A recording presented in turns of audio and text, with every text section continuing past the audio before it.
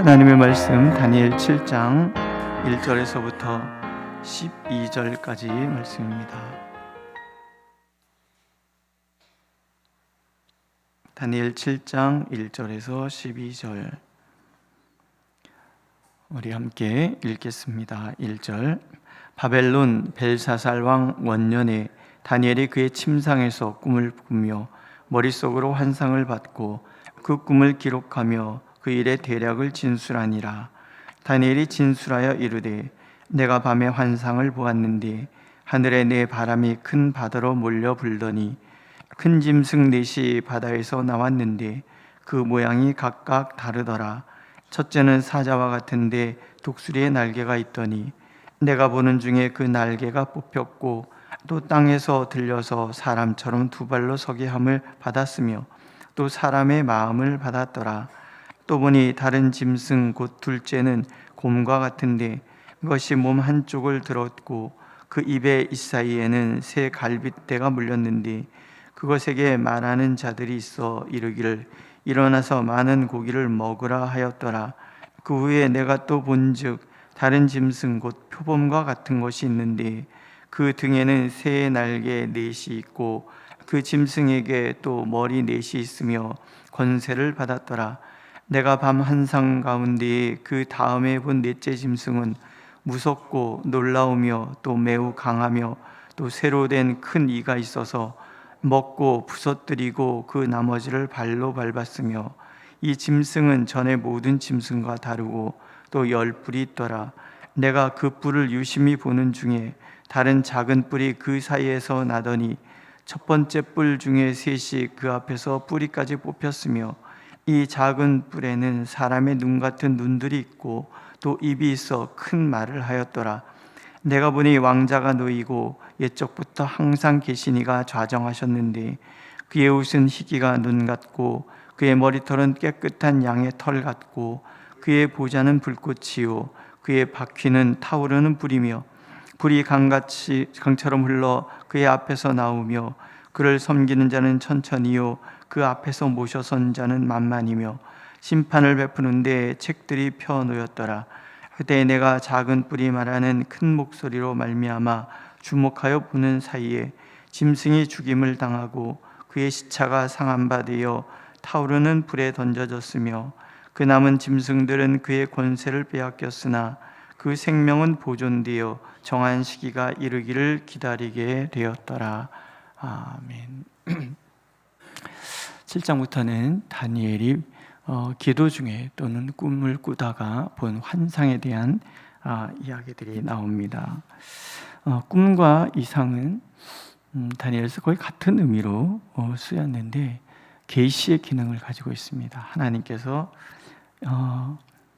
하나님의 뜻을 전하기 위하여 생시처럼 인물들이 등장을 하고 어떤 일관된 이야기 구조를 따라서 분명한 메시지를 들려주는 그런 형태를 띱니다. 우리가 기도를 많이 하고 그러다 보면 하나님께서 우리에게 주시는 꿈이나 환상이나 이런 것들이 있지요. 아마 기도하시던 우리 어르신들 다 경험하신 일들일 거예요. 또 어느 날 꿈을 꿨는데 그 꿈이 너무나 생생해서 이게 무슨 뜻일까 궁금해하는 그런 것들도 있고 그 꿈에 대해서 이렇게 공부를 하다 보면은 우리 해몽집 같은 거 있잖아요. 우리 전통적으로 내려온 해몽집 또 그거를 보고서는 꿈을 해석하려고 드시는 그런 분들도 많이 있어요. 그러나 우리가 기도 중에 하나님이 보여주신 꿈이나 환상 같은 경우에는 철저하게 성경이 뜻하는 바를 따라서 해석할 필요가 있습니다. 특별히 이제 이 오늘 다니엘이 꾼 꿈은 느부갓네살 왕이 2장에서 꾼 꿈과 비슷해요. 항상 이 꿈이라는 것은 하나님께서 이렇게 다양한 방법으로 우리에게 말씀하시는 중에 하나인데 여기에는 상징 언어들이 담겨져 있습니다. 상징 언어들은 내가 어떤 지식을 가지고 있는가에 따라서 하나님은 그것을 통해서 우리에게 보여주시는 거죠. 근데 우리가 신명기에서 모세에 대해서 하나님이 얘기하시잖아요. 사람들에게는 꿈과 환상으로 내게 보여주었지만 하나님께서는 모세에게 얼굴을 대면하고 요구했다. 그러니까 하나님의 말씀과 그 음성을 듣는 것보다 확실한 것은 없습니다. 그런데 우리가 그걸 다 하나님의 뜻을 해석할 수 없기 때문에 하나님께서는 꿈이라는 도구를 통해서 또 환상이라는 도구를 통해서 우리에게 하나님의 뜻을 가르쳐 주시는 거죠. 근데 보면 느부갓네살은 그 권위를 생각할 때 항상 신상 같은 거를 생각을 하잖아요. 그래서 3장에 보면 두라 평지에 자신의 대리자처럼 이렇게 금으로 만든 신상을 세우고 온 그 바벨론 백성들이 거기에 절을 해야 된다 이렇게 말할 정도로 그 사람은 이 신상 자체가 그 어떤 권위를 상징하는 그런 것으로 그런 의식을 가지고 있죠. 그러니까 하나님께서 느부갓네살에게 꿈을 주실 때 신상으로 보여주시잖아요. 머리는 금이고, 그 다음엔 은이고, 그 다음엔 동이고, 그 다음엔 쇠고, 그 다음에 발은 쇠와 흙이 뒤섞여 있는데 어떤 것은 강하고 어떤 것은 약하고 이런 모습으로 보여주세요. 그러나 다니엘은 좀 달라요. 다니엘은 이스라엘 사람이잖아요. 그러니까 이스라엘 사람들이 가지고 있는 상징 언어들이 있단 말이죠. 그걸 통해서 하나님은 같은 이야기, 비슷한 이야기를 그 사람이 이해할 수 있을 정도로 하나님이 보여주신단 말이죠. 먼저 보면은 바람이 불지요. 하늘의 네 바람이 큰 바다로 몰려 불었다. 그러니까 바람이 불어요. 그 바람을 그 이스라엘 백성도 어떻게 인식하느냐는 거죠. 성경은 바람에 대해서 이야기를 할 때 성경의 이야기가 사실 이스라엘 백성들의 그들이 가지고 있는 가치와 그들이 가지고 있는 생각들이니까 의미들이니까 이제 바람이 불어요. 네 바람이 불지요. 넷이라는 숫자는 온 세상을 얘기합니다. 온 세상을 향해 하나님의 바람이 불어오는 거예요. 이 바람은 처음에 원시 창세기 1장 2절에 보면 땅이 혼돈하고 공허하며 흑암이 깊음에 있고 하나님의 영이 성령께서 수면에 바다를 휘감아 돌고 있다. 거기에 나오는 그 바람이에요. 이 바람은 창조의 능력이 있죠. 창조의 바람. 그래서 에스겔이 그 골짜기에 마른 뼈가 했을 때 하나님이 명하라 그러잖아요. 생기야 불어라. 그러니까 사람들이 막 일어나는 거예요. 이 바람은 생명을 살리고 세상을 창조하고 하나님의 바람인 거예요. 노아의 홍수로 온 땅에 젖었을 때 불어왔던 바람도 이 같은 바람이에요. 그러니까 바람, 그것은 하나님의 임재, 하나님의 역사를 상징하는 거예요. 그러니까 우리 영화를 보면은 바람이 샥 불면서 문이 쫙 열리고 어떤 세계가 쫙 펼쳐지면서 영화가 시작되는 것처럼 하나님께서 이제 다니엘에게 내가 이것들을 보여준다는 상징적인 의미로 바람이 싹 불어오는 거죠. 바다가 등장하죠. 바다는 혼돈을 상징을 해요. 혼돈의 세력이 머무는 것. 그래서 바다에서 이 짐승들이 올라오는 거예요. 하나님께서는 이 어둠의 권세, 하나님의 창조를 거스리는 이 어둠의 권세가 머무는 것이 혼돈이라는 거예요. 그러니까 그 어둠의 권세 자체가 혼돈인 거죠. 혼돈의 깊은 바다 속에서 짐승들이 올라온단 말이에요. 그러니까 무신론적인 어떤 그 제국들은 바다에서 올라온 짐승과 같아요. 혼돈의 바다에서 올라온 이 무신론적인 제국들은 하나님을 대적하고 하나님의 백성들을 핍박하는 그런 존재. 그래서 짐승이에요. 17절에 보면은 이 짐승들은 세상에 일어날 내 왕 한 사람 한 사람을 얘기하는 것이 아니라 이어지는 제국을 상징을 하지요. 첫 번째 짐승은 사자 모양을 하고 있어요. 독수리 날개를 단 사자 모양. 그런데 예레미야 선지자는 느부갓네살 왕을 49장에 보면은 예레미야 49장에 보면 사자와 독수리로 비유한 적이 있어요. 그러니까 명확하게 아는 거야. 첫 번째 짐승은 바벨론을 상징하는구나. 우리가 이제 읽을 때 알 수 있죠. 바벨론이라는 나라가 등장하는데 이 나라는 사람처럼 두 발로 서기 함을 받아서 사람의 마음을 받았다. 그러니까는 이 바벨론이라는 제국은 사자같이 용맹하고 포악하고 하여튼 짐승을 잡아먹는 존재가 이 사자잖아요. 그런 거 독수리도 마찬가지죠. 그러니까 잔혹하고 어떤 폭력적이고 정복하고 핍박하는 그런 존재이면 동시에 날개가 뽑히고 사람처럼 사람의 마음을 받아요. 그러니까 인간적인 면도 이렇게 담겨 있는 그런 나라다. 사실 제국들이 그렇습니다. 이 정복하고 파괴하는 어떤 그런 잔혹함이 존재하지만 동시에 어떤 제국을 통해서 문명의 교류가 일어나고 그리고 어떤 서로에게 좋은 영향을 주는 그런 부분도 없지 않아 있단 말이죠. 그러나 사자라는 것이 달라지는 게 아니에요. 제국주의라는 것 자체가, 제국이라는 것 자체가 어떤 야수성이 담겨져 있어요. 파괴하고 부서뜨리고 그런 존재한단 말이죠. 그러니까 제국주의를 통해서 미개한 나라들을 문명화시켰다. 이건 다 제국주의자들이 하는 얘기란 말이에요. 우리가 과학에서도 열등하고 우열 이런 것들이 나오잖아요. 우열의 법칙이라는 것이 나오는데 사실 그 우열의 법칙이라는 것은 자연의 법칙이라기보다는 그 제국주의자들, 그 과학자들이 합리화시키기 위하여 만든 거예요. 그래서 우월한 민족이 있고 열등한 민족이 있잖아요. 일본이 우리나라를 강제 점령했을 때 일본 제국주의도 마찬가지예요. 아시아 대동아 경영. 그러니까 아시아의 모든 민족들이 미개하기 때문에 우리 민족이 이들을 일깨울 것이다. 그런데 사실 그들이 한 일들은 파괴잖아요. 파괴, 정복, 핍박, 1등 국민, 2등 국민이 남아서 이렇게 나는 이 야수성. 이게 제국이 갖고 있는 어떤 그들의 특징이란 말이죠. 바벨론이든 그 다음에 일어나는 페르시아든 그 그리스든 헬라죠. 그리스든 아니면 로마든 징기스탄의 몽골 같은 경우에 얼마나 우리나라를 파괴했습니까? 근데 왜 옛날에 징기스칸 그런 데를 막 불렀어요. 정신 나간 거죠. 그 징기스칸이 얼마나 많은 나라들을 파괴했고 얼마나 많은 나라를 죽였고 그 대제국을 몽골 사람이야 대제국 이뤘다고 폼 잡을지 모르지만 정복당한 그 모든 민족들은 얼마나 핍박과 그 잔인함 속에 치를 떨었겠습니까? 우리나라도 그렇잖아요. 일본의 그 어떤 통치가 문명화를 이뤘다, 철도 넣고 다른 거죠. 가만히 있어도 우리나라도 문명 받아들였어요. 그렇게 됐을 거란 말이죠. 그거를 어쩜 생각하니 이런 것들은 다 쓸데없는 얘기들이에요.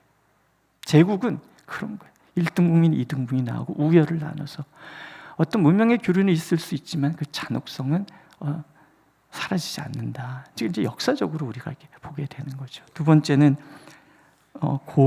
곰을 닮은 짐승이 나오잖아요. 그 입의 이 사이에는 새 갈빗대가 있고 누군가 그 짐승에게 말을 합니다. 일어나서 많은 고기를 먹으라.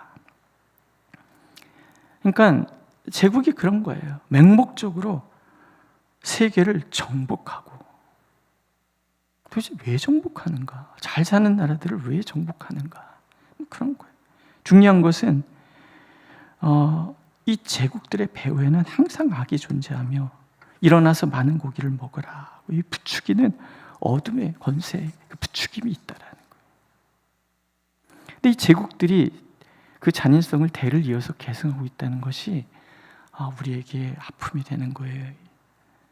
식욕 왕성한 곰처럼 요즘도 남의 나라 침략해서 점령하고 내 땅이라고 외치고 힘이 있다 하여 그리고 힘 있는 자들이 힘 있는 자의 논리에 의해서 세계를 이끌어가려고 질서가 파괴되고 이런 우리가 이렇게 많이 걱정스럽게 바라보는 세계가 그렇지 않습니까? 우리나라 옆에 중국이 있고 옆에 일본이 있고 위에 러시아가 있고 이런 것들이 우리나라가 이 한반도에 존재하면서 고난을 겪었던 수많은 고난의 역사들이 거기에서 일어나는 거예요.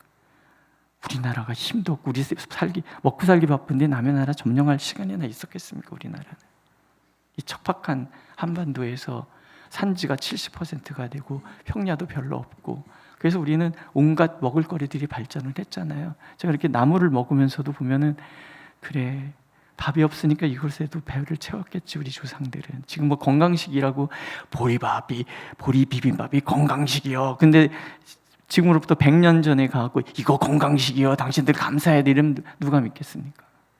우리나 지금 잘 먹고 있으니까 이게 건강식이요. 이러고 먹는 거지. 사실은 배고팠을 때. 그러니까 약한 민족은 결코 남의 나라를 정복할 시간이 없어요. 마음도 없고. 결국은 강한 나라의 제국들이 그렇게 자꾸 제국을 건설하기 위해서 그렇게 파괴를 일삼는 거죠. 탐욕, 우리는 그걸 봐야 돼요. 세계는 조금만 힘만 있으면 이렇게 탐욕을 가지고 끊임없이 다른 나라를 정복하고 하려고 하는 거예요. 그럼 우리는 누구를 위해서 기도해야 돼요? 억압받는 나라들을 위해서 기도해야 돼요. 우리나라가 그랬으니까.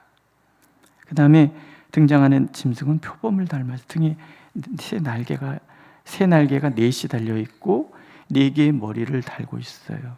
권세를 받죠. 그러니까 표범은 굉장히 빠르잖아요. 날개까지 달렸으니까 얼마나 빠르겠어요. 그러니까 알렉산더 왕이 이룩한 그 헬라 제국은 굉장히 빠르게 인도까지 점령을 하고, 그런데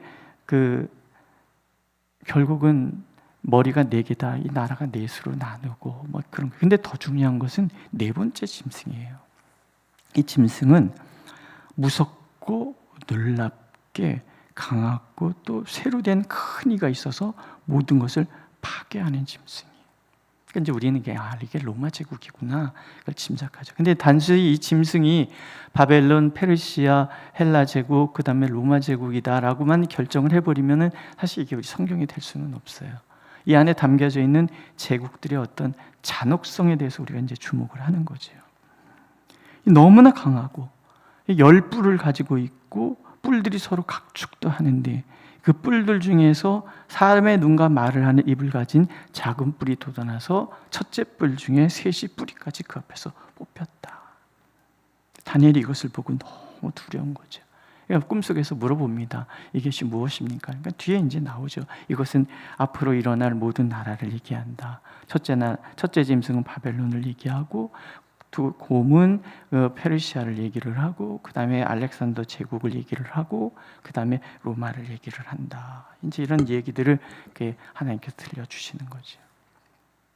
중요한 거는 그 다음에 나오는 거예요. 우리가 볼까요? 9절, 내가 보니 왕자가 놓이고 옛적부터 항상 계시니가 자정하셨는데 그 옷은 희기가 눈 같고 그의 머리털은 깨끗한 양의 털 같고 그의 보좌는 불꽃이요 그 바퀴는 타오르는 불이며 불이 강처럼 흘러 그의 앞에 나오며 그를 섬기는 자는 천천히요 그 앞에서 모셔선 자는 만만이며 심판을 베푸는데 책들이 펴 놓였더라. 다니엘이 바라보는 거예요. 짐승들이 올라 혼돈의 바다, 혼돈의 세상에 짐승들이 지배를 해요. 잔혹하고 파괴적이며 그렇게 지배를 해요. 이 세상에 희망이 있나? 기도하는 다니엘 선지자 입장에서 이스라엘도 파괴됐는데 우리는 더 이상 희망이 없는 것인가? 그런 얘기를 할 때 다음 장면이 쫙 펼쳐지는 거예요. 시선을 땅에서 하늘로 올리는 거예요. 하나님의 백성들이 바라봐야 될 것은 하나님 나라, 하나님의 통치, 영원하시며 깨끗하고 심판의 불이 강같이 흘러가는 그 하나님의 보좌, 천천만만 수많은 사람들이 그 앞에 서서 하나님의 통치를 기다리는 하나님의 그 나라. 희망은 하나님. 인간의 야수성과 잔혹성이 지배하는 이 세상에서 우리가 바라봐야 될 것은 하나님. 하나님께서 세상 나라가 세상을 다스리고 통치하고 정복하는 것 같아 보이지만 사실은 하나님께서 온 세상을 통치하고 계시다는 것을 바라보는 눈, 하나님은 우리가 그것을 갖기를 원하시는 거예요.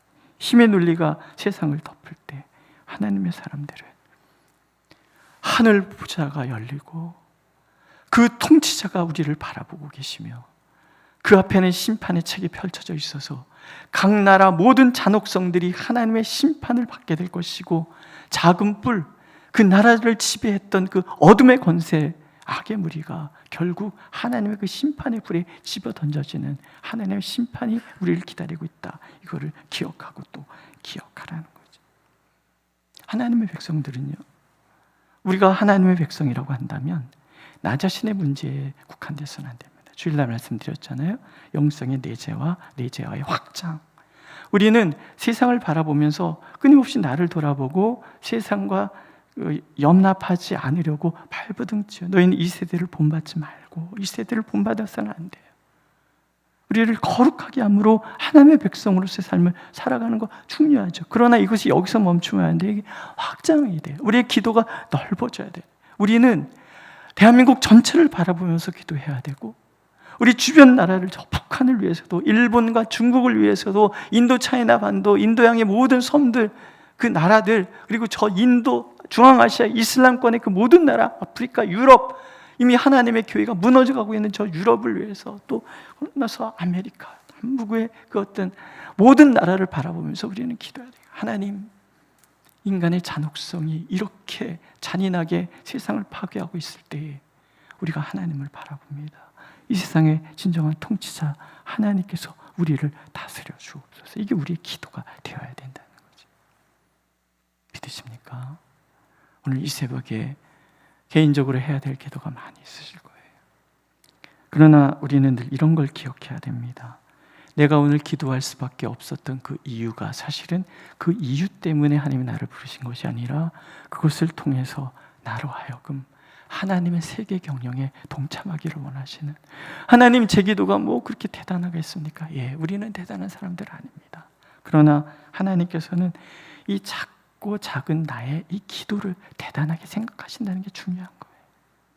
내 기도를 통해서 내 기도가 퍼져지는 거기까지 하나님은 일하시겠다고 말씀하고 계시는 거예요. 그거를 바라보는 눈, 그렇게 세상을 가슴에 품고 기도하는 하나님의 백성, 세상은 로마서에서 말씀하시잖아요. 피조 세계가 하나님의 아들과 딸들을 기다리고 있다. 어떻게? 탄식하면서. 이 세상은 희망이 없는 거예요. 악이 지배하는 이 세상은 희망이 없어요. 희망은 오직 한 가지, 하나님. 그 하나님의 마음을 가슴에 품은 하나님의 사람들이, 그렇게 나는 작은 자이지만 상한 갈 때 갖고 꺼져가는 심지 같은 사람일지 모르지만 그럼에도 불구하고 내가 이 세상을 가슴에 품고 바라보고 기도한다 그러면 작게는 내 자녀들을 위해서 기도하고, 조금 더 확장시켜서 우리 교회를 위해서 기도하시고, 더 확장시켜서 이 민족의 교회를 위해서 기도하시고, 더 확장시켜서 세계 민족을 위해서 기도하고. 우리 막내가 제가 철회할 때마다 이렇게 따라다녔어요. 7살 때인가 언제 기도하는데 오자마자 자요. 그래서 야 임마, 철야 왔으면 기도하고 자야지. 그랬더니 무릎을 꿇고 하나님 뭐 어쩌고 지야 어쩌고 아빠 어쩌고, 그리고 마지막에 세계 평화를 위해서 기도합니다. 그리고 딱 자요. 근데 기도하는데 3분 걸리더라고요. 아, 세계 평화를 위해서 기도하는 데까지 나가는데 나로부터 세계 평화까지 3분이면 족하는구나. 3분이면 대단한 기도겠어요. 그러나 하나님께서는 우리의 작은 기도를 통해서 오늘도 일하시겠다고, 그래서 기도하는 하나님의 사람들을 오늘도 찾고 계시는 거예요. 그러니까 우리 이 25명은 사명감을 가지고 지금 대표로 하나님 앞에 있는 거라니까요. 오늘 이 새벽에도 그렇게 하나님 앞에 간절히 나의 작은 기도를 통해서 일하시기를 원하시는 하나님 감사합니다. 그 기도를 드릴 수 있기를 바랍니다. 기도하겠습니다. 참 좋으신 하나님, 다니엘 선지자를 통해서 세계 경영을 하나님의 세계 경영을 보여주셨던 것처럼 오늘도 이 말씀을 통해서 하나님께서 우리에게 어떤 마음을 갖고 계시는지를 가르쳐 주시니 감사를 드립니다. 하나님, 우리의 기도가 넓어지게 하옵소서. 우리의 마음이 더 넓어지게 하옵소서. 그래요, 우리는 상한 갈 때 갖고 꺼져가는 심지같이 연약하지만 우리 이 작은 기도를 하나님 크게 보신다 하시니 감사합니다. 우리가 그렇게 주님께 기도함으로 하나님의 역사가 이 민족 가운데, 세계 가운데 나타나는 은혜, 또 그것을 볼 수 있는 우리의 눈 허락하여 주옵소서. 예수님의 이름으로 기도드렸습니다. 아멘. 하늘에 계신 우리 아버지, 아버지의 이름을 거룩하게 하시며 아버지의 나라가 오게 하시며 아버지의 뜻이 하늘에서와 같이 땅에서도 이루어지게 하소서. 오늘 우리에게 일용할 양식을 주시고 우리가 우리에게 잘못한 사람을 용서해 준 것 같이 우리 죄를 용서하여 주시고 우리를 시험에 빠지지 않게 하시고 악에서 구하소서. 나라와 권능과 영광이 영원히 아버지의 것입니다. 아멘.